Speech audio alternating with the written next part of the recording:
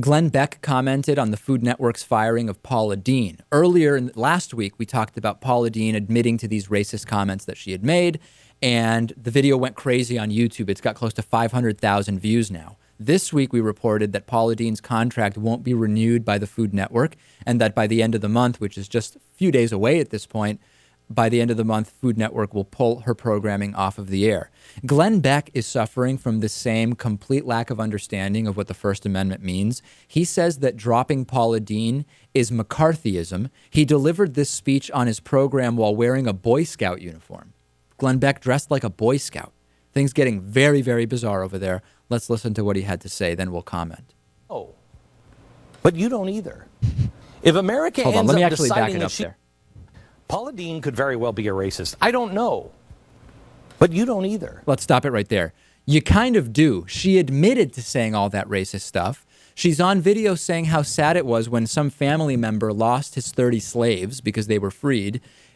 And she's been fired by Food Network. I just want to point something out, too, which is that this is the reductio ad absurdum, which is that you can never really know if someone's a racist by what they say. Right. But all we have access to ever from another person is what they say. Absolutely. And what they do, which is like, for example, calling black people their little monkeys when they work for them. Let's continue with Glenn Beck.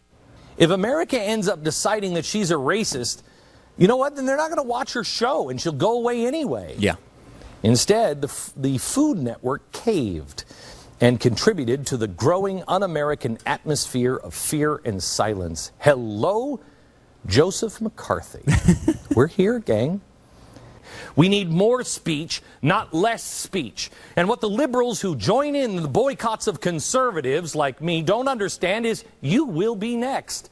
At some point, you're at the end of the food chain, and they come after you as well. Okay, let's stop it there. So making the free speech argument, as we often hear, once again, freedom of I just don't know how. I always try to break this down even more simply than the previous time to try to get it through to people. Freedom of speech entitles you to not have your ability to say things limited by the government. It doesn't make people immune from the repercussions of hateful and racist speech. With regard to their employers. With regard to employment by private corporations. This is the same thing that happened with the Dr. Laura N-word rant. She said after she was going crazy with the N-word on her radio show that she had to leave her show to regain her First Amendment rights.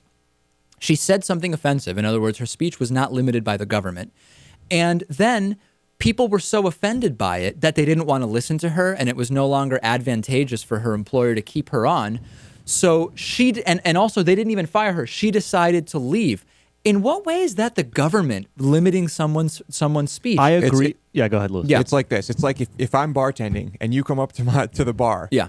And I don't own the bar, by the way. I'm just a bartender. And I say, oh, hey, Spick. Hey, Kike Spick. What do you want to drink? Oh, right. You're Kike Spick. Then I'm offended and I leave. You're offended and you leave.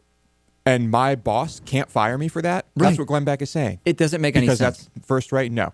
First Amendment right? I agree with what both of you are saying, but I also have another case where I don't know that would be. I think we would be against an employer firing someone for that reason, which is that, what if you have, what's that guy's name? The CEO of Whole Foods, this guy who's against Obamacare? Yeah. All right. So you have that guy, and an employee talks positively in front of him about Obamacare and how he voted for Obama and he loves his politics and whatnot.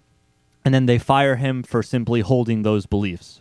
Let's say he even said this right outside off the property or something, right? Right. Now, according to you, I mean, it's no different in the sense that for this guy, for the employer, it's offensive. It's offensive that this guy is defending Obamacare and saying whatever he's saying. And yet, I think even though it's not a First Amendment issue, we would say that that's not correct. There's a difference between employment law and the First Amendment. And let's not mix the two. I think it's a different argument. Well, it's not the same. It might sound like it's the same to you. Well, this is a case where she was fired from her network for something she said, including things she said while she was not at work, which is another variable here. She was fired because her employer doesn't agree with the things that she said. Even in the Whole Foods example, in most states, that wouldn't be illegal. I might disagree with it. I might boycott Whole Foods. I'm saying that we would say it's wrong. Not yeah, that it's because illegal, but that it's wrong. And right, but it would be in principle, it's not wrong for an employer to do this, but it's sometimes not. It's sometimes right, is what I'm saying. You're not wrong about anything you're saying, but the idea that it's a First Amendment issue is what I disagree with. Yeah, I agree. Let's take a break. Facebook.com/David Pakman Show. The bonus show today, I'm going to tell a story of where it may have appeared as though I was stalking someone. This just happened in the last couple of days. Very good bonus show story today. DavidPakman.com/membership. Back after this. The David Pakman Show at davidpakman.com.